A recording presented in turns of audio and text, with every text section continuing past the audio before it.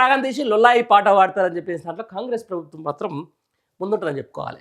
ఇగో ఇది ఒకటి వచ్చింది చూడు. బృహత్ నగరం జిహెచ్ఎంసీలో 27 నగర పురపాలికల విలీనం, మంత్రివర్గం కీలక నిర్ణయం, ఓఆర్ఆర్ వరకు రాష్ట్ర రాజధాని విస్తరణ, దేశంలోనే అతిపెద్ద నగరంగా అవతరించనున్న హైదరాబాద్ అని చెప్పేసి ఒక వార్త వస్తుంది. దీంట్లో ఎంత పెద్ద కుట్ర దాగుందంటే రాజకీయ అస్థిరత కోసం, లేకపోతే రాజకీయంగా బలోపేతం కోసం అర్బన్ ఏరియాలో ప్రతిపక్ష పార్టీకి ఉన్నటువంటి ఆ యొక్క గొప్ప పట్టుని కొంచెం తగ్గించడం కోసం చేస్తున్నటువంటి కార్యక్రమం చెప్పుకోవచ్చు. దీంట్లో ఎంత కాన్సిక్వెన్సెస్ ఉన్నాయంటే చాలామంది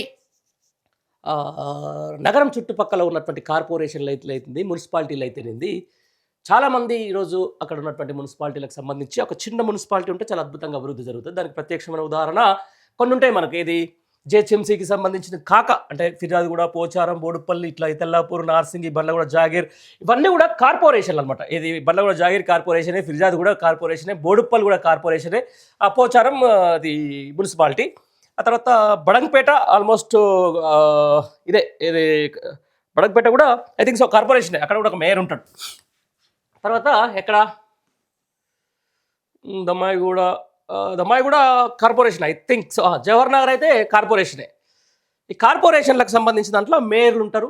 ఆ మేయర్లు, డిప్యూటీ మేయర్లు, తర్వాత డివిజన్ల వారీగా కార్పొరేటర్లు ఒక 15 నుంచి 20-25 మధ్యలో 30 దాకా కూడా ఉంటాయి. ఇప్పుడు కార్పొరేషన్కి సంబంధించిన దాంట్లో అయితే ఫిర్యాదుగూడలో ఆల్మోస్ట్ ఒక 28 అనుకుంటా ఐ థింక్ సో, 28 ఉంటాయి. తర్వాత బోడుపల్లో ఒక 26 ఏదో ఉంటాయి. వాళ్ళందరూ కూడా మొన్న ఏమైంది, ప్రభుత్వం మారిన తర్వాత ఒక మభ్య పెట్టి అక్కడ ఉన్నటువంటి కార్పొరేటర్లను మభ్య పెట్టేసి ఒక రెఫరెండం అంటూ తీసుకొని వచ్చి అప్పుడున్న మేయర్లను దింపేసి ఇప్పుడు ఉన్నటువంటి కాంగ్రెస్ పార్టీ ముఖ్య నేతల కొడుకులు అయితేనేది, అల్లుళ్ళు అయితేనేది, ఇప్పుడు మేయర్ పదవి అయిపోయింది. మేయర్ల పీఠ మీద కూర్చున్నట్టు వాళ్ళని తీసుకొచ్చి నయనను భయాలను తీసుకొచ్చి అక్కడ కూర్చోబెట్టారు ఏది కార్పొరేటర్లని.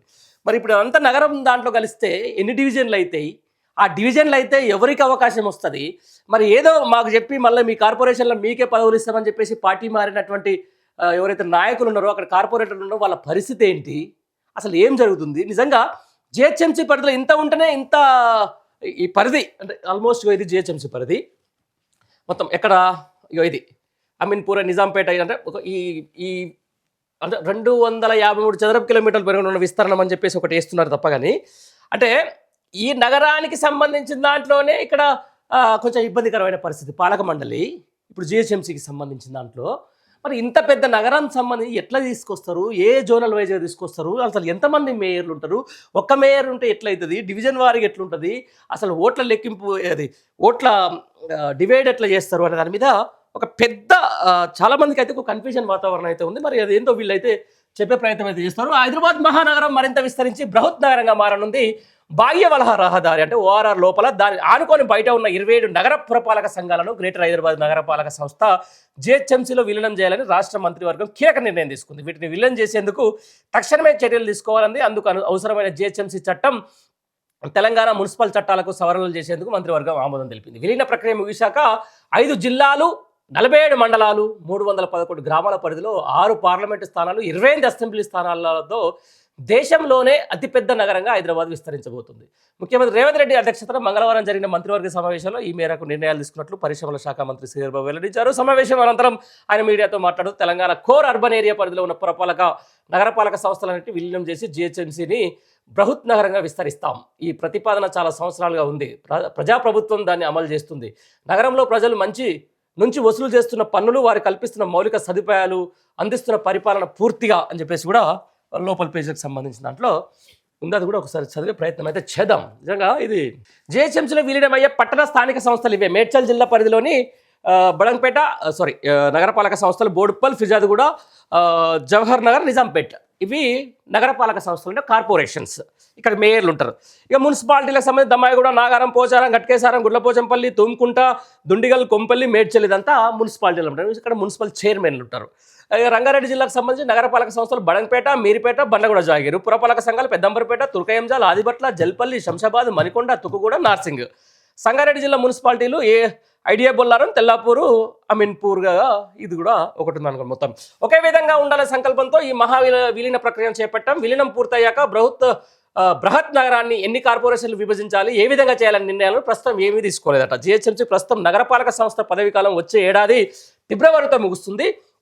అనంతరం 27 పట్టణాల స్థానిక సంస్థల విలీనానికి చట్ట సవరణలు చేస్తాం, ఆ తర్వాతే ఎన్నికలు ఉంటాయి అని శ్రీధర్ బాబు వివరించారు. బృహత్తర నగరంలో పరిపాలన సాఫీగా జరిగేందుకు తీసుకోవాల్సిన ఏర్పాట్లు చేయాలని మంత్రివర్గ ఉన్నతాధికారులు ఆదేశించారు. సువిశాల నగరం అంటే ఇది కొంచెం క్లారిటీ లేదు, ఉండదు కూడా కావచ్చు, ఎందుకంటే కొంతమంది కేసులు వేయచ్చు. కార్పొరేషన్లు కొత్తగా అయినాయి కదా, మా చిన్న కార్పొరేషన్తో మేము ఎక్కువ అభివృద్ధి చేసుకుంటామని చెప్పేసి కూడా కొన్ని కార్పొరేషన్లకు సంబంధించిన వాళ్ళు అక్కడ ప్రజలు కూడా కోర్టును ఆశ్రయించే అవకాశం ఉంది. కాబట్టి ఇక ఇదేది చెప్తారు కదా, ఫస్ట్ ఒక లీకులు ఏదో రాస్తారు, వాళ్ళ ఇష్ట అనుకూలమైన పేపర్లో రాసేస్తారు తప్ప ఇదైతే సాధ్యం కాకపోవచ్చనే చాలామంది కూడా అంటూ ఉన్నారు. చూడాలి మరి ఎట్లయితుందో.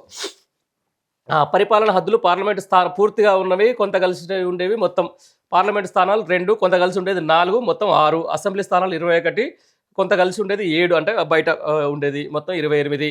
జిల్లా హద్దులు 1, కొంత కలిసి ఉండేది 4, మొత్తం 5. మండలాలు 36, అంటే ఇప్పుడు జేసీఎంసీ పరిధికి సంబంధించి అక్కడ యాదాద్రి భువనగిరి ఒకటి కలుస్తుంది ఇక్కడ, అంతే ఆల్మోస్ట్.